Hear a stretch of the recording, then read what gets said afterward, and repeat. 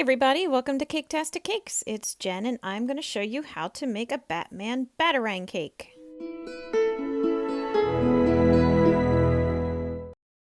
Okay, before we begin, if you see me using any tools or supplies that you think you could use, if you check the link in the description below, it should be able to help you out. Okay, I'm starting my cake. I've got my cake, it's all iced. I had it in the fridge for a while so it was nice and firm. And I sprinkled powdered sugar all around the cake plate, like all around the sides of the cake. I'm rolling out my fondant here because I'm going to cover my cake with it, and it is nice and soft. It won't get firm, unlike gum paste, which is, why I don't use it for decorating, as you know if you're watching this. So I'm rolling it out nice and thin, nice and big, getting my nice big swatch of it. Color is actually like a dark gray. It wasn't black. It kind of looks black in the video, but it isn't. It's actually just dark gray because I ran out of black, which is why it's dark gray. So I lay it over my cake, as you saw. I rolled it out, folded it over the rolling pin, laid it over my cake. And now to smooth down the sides, I pick up the long pieces that hang over, kind of fold it up, and then press down my hand into the gully to smooth it down against the cake. That helps get rid of any wrinkles that you might get against the cake itself. It kind of makes all the wrinkles go down out in the flared out skirt part you see there. Now I'm using my pizza cutter and I am very carefully just cutting along the edge of the fondant where it meets up with the bottom of the cake. I'm going right up next to it, but being careful not to go into the bottom of the cake because then you end up with gaps. And now I'm using my fondant spreader or smoother for what it's actually meant to do, which is smooth out my fondant there. I'm rubbing up and down the sides. I rubbed around the sides, tried to make it nice and even. And now it comes back to that powdered sugar. A paper towel wipes it right off. And I don't know if you noticed, but when you lift the fondant off of it, or when I did, none of it stuck to my cake plate. Because I used to end up with like little bits of it stuck to the cake plate. Then I'd have to like get a wet paper towel and scrub off. No more, people. There's my little trick of the trade. All right, I'm making my batarangs now. I have switched over to gum paste because I want these decorations to dry and be nice and firm and hold their shape. And I'm using black. I used up all of my black food coloring on this instead of the fondant, as I mentioned earlier. So I found a template online that I like the looks of it. I printed it out at a good size. As you can see, I'm switching between like my knife. I'm using circle cutters to match up some of the circles on the wings there, but just trace it out. Take your time, nice and neat, trace it out. I'm going back now with my veining tool just to clean up any of my little rough edges, trim off anything that stuck out too far or too long, whatever. Okay, now I have taken them and put them, I made two of them by the way, and I've rolled out some gray gum paste. This is still gum paste. I wanted to kind of give it like a highlight, kind of make them a little more interesting looking.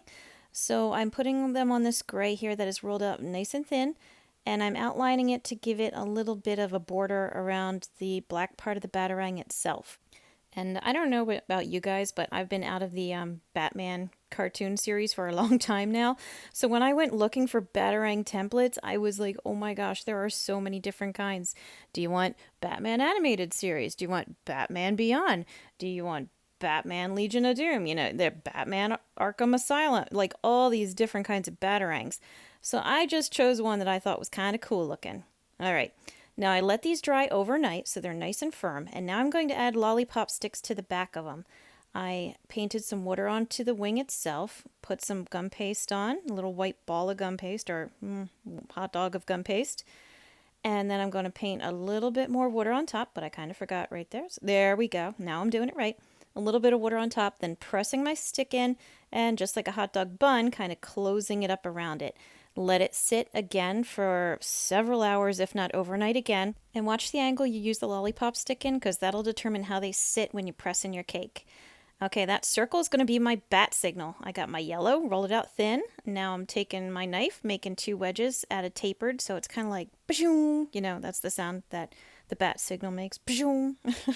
But anyway, and I'm going to put it into my building scene, but I left a space. You see, I got a bunch of tall buildings on the one side, and then I left that short one there. That's where it's going to tuck in. So I found a circle that fit in there at a good size, and we'll make it work. Okay, this is black gum paste again. It's nice and thin. That's going to make my bat signal on the bat signal. And I'm freehanding it. I struggled with it. I really should have taken the time to just find something and print it, but I didn't. I freehanded it, so I'm going to show you how I did it. I made the 2 lines coming up as you saw, and then made the 2 swoops on either side for the wings. I'm making a V in the bottom there. And then I put 2 small circles next to the tail. You know that V that I just cut is going to be the tail, and then 2 even smaller circles next to those circles. And now I'm using my X-Acto knife to kind of trim in between so it gets all pointy. Because the idea is you have the bat head, you know, with the 2 little ears at the top and the wings, but on the bottom you're going to have a tail and the wingtip with an extra little tip in the middle. So yeah, I should have printed out a template, but I didn't. So there you go. It didn't come out bad though, did it? And I used the same size circle as that original yellow, so coincidentally enough, it just fit perfectly. And again, like with the bat signal, it kind of fills up the whole circle, and it is a circle. It's not an oval like his actual symbol is. And when you put it with that little bajoom part, it really fits well. So when you're ready, stick it on there. Make sure you don't get any powdered sugar. You gotta wipe it off if you do. Onto your cake, you put your little bajoom part on there. And I just laid it over the buildings, then used my X-Acto knife there and just trimmed off where it overlapped. And there you go. All you have to do is just very carefully trim around your building, and then it'll look perfect. It'll look like Commissioner Gordon's back there somewhere, you know, flipping that switch to send the signal into the sky. And with the buildings and then the bat signal to finish this little comic Batman cake, all you need to do are add your little BAMs and PAL symbols, your comic book exclamations. I actually had to Google that term to find out what these things were. I do have a video for the buildings and the words, so if you want to check that out to finish the look of this cake, please do so. Stick the rest of them on. Once your batarangs are hard, shove them in the top easily, and you get a really awesome cake. So, I hope you found this video helpful. Please like and subscribe because it helps me out and we help each other. I've got lots of other videos out there, so please check them out. And as always, thank you for watching Caketastic Cakes.